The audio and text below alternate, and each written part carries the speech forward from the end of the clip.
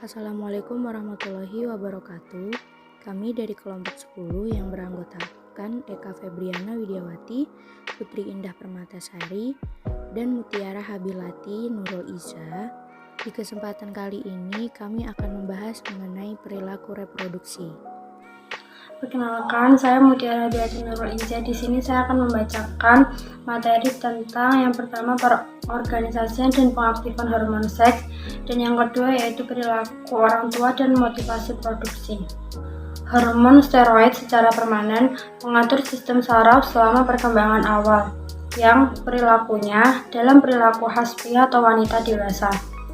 Ide revolusioner pertama kali diterbitkan pada tahun 1959 karena tidak ada eksperimen sebelumnya yang menunjukkan bahwa perilaku orang dewasa dapat ditentukan secara hormonal selama perkembangan awal.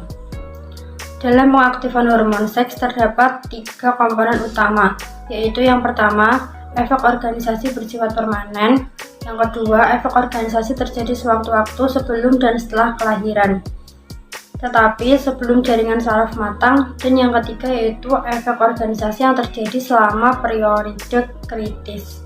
Perilaku orang tua terhadap pengaktifan hormon seks. Wanita akan berubah ketika menjadi seorang ibu karena meningkatnya sekresi oksitosin dan prolaktin serta makan makanan yang lebih banyak dari biasanya. Selain mengeluarkan hormon, wanita juga mengubah pola reseptornya. Motivasinya yaitu dapat meningkatkan pengetahuan, sikap, dan perilaku orang tua tentang kesehatan reproduksi remaja, serta menjalani masa remaja secara sehat. Identitas gender dan perilaku. Identitas gender adalah apa yang kita anggap sebagai diri sendiri, sedangkan jenis kelamin merupakan perbedaan biologis menurut alat kelamin individu.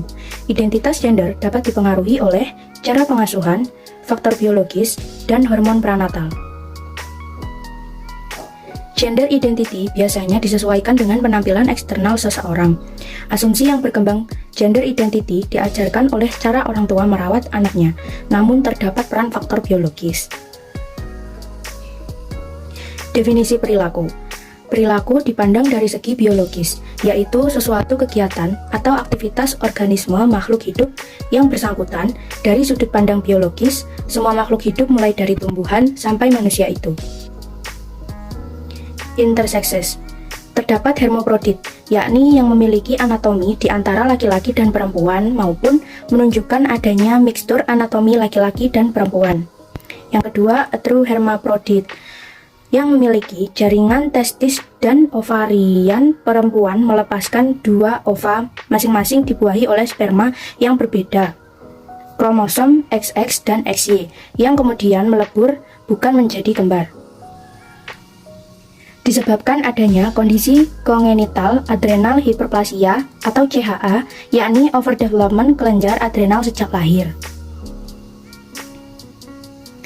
Gender dan pengasuhannya.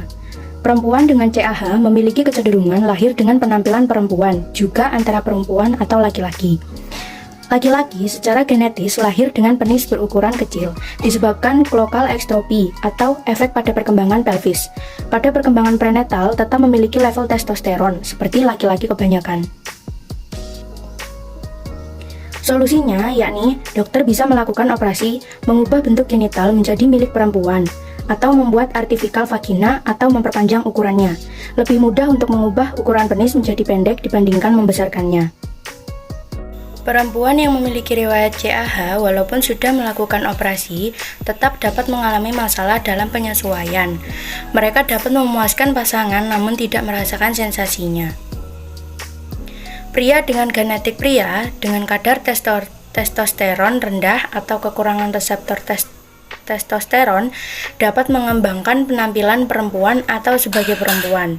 Sedangkan seorang wanita yang dengan genetik wanita terpapar lebih banyak testosteron daripada rata-rata wanita dapat merasa dirinya sebagai maskulin. Saya di sini akan menjelaskan tentang orientasi seksual.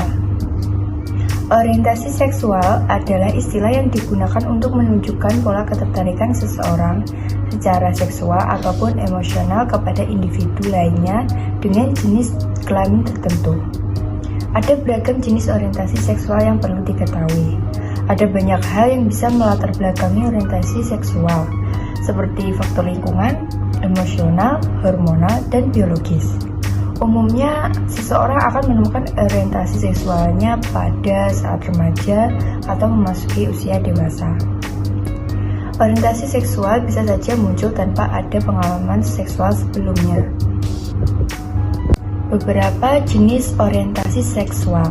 Yang pertama, heteroseksual. Heteroseksual adalah orientasi seksual yang dianggap paling umum. Heteroseksual berarti orientasi yang membuat seseorang tertarik pada lawan jenis gendernya. Misalnya, seorang pria tertarik secara emosional dan seksual kepada seseorang perempuan, dan sebaliknya.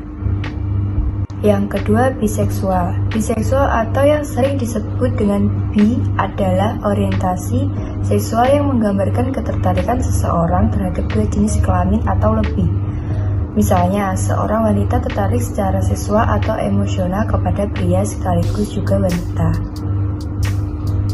Yang ketiga, homoseksual. Homoseksual adalah istilah yang mengacu pada individu yang memiliki ketertarikan seksual atau emosional kepada individu lain yang memiliki jenis kelamin sama.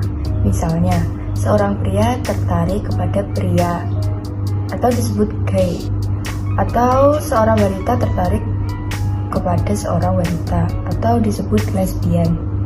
Yang keempat, panseksual. Panseksual adalah istilah yang menggambarkan individu yang tertarik secara seksual atau emosional kepada siapa saja, tanpa memandang jenis kelamin atau orientasi seksual mereka. Seorang panseksual bisa tertarik pada wanita, pria, transgender, atau intersex. Individu panseksual umumnya tertarik kepada orang lain berdasarkan kepribadian atau karakter orang tersebut, bukan berdasarkan gendernya. Yang kelima, aseksual. Istilah ini mengacu kepada individu yang tidak memiliki ketertarikan seksual kepada orang lain dari jenis kelamin apapun. Walau tidak memiliki ketertarikan seksual, kaum aseksual masih memiliki ketertarikan untuk Sekian menjalani presentasi hubungan dari romantis. kami. Wassalamualaikum Orang yang tidak memiliki warahmatullahi ketertarikan wabarakatuh. dalam hubungan romantis disebut aromatik. Seseorang bisa saja menjadi aseksual tanpa menjadi aromatik, tetapi bisa juga menjadi keduanya.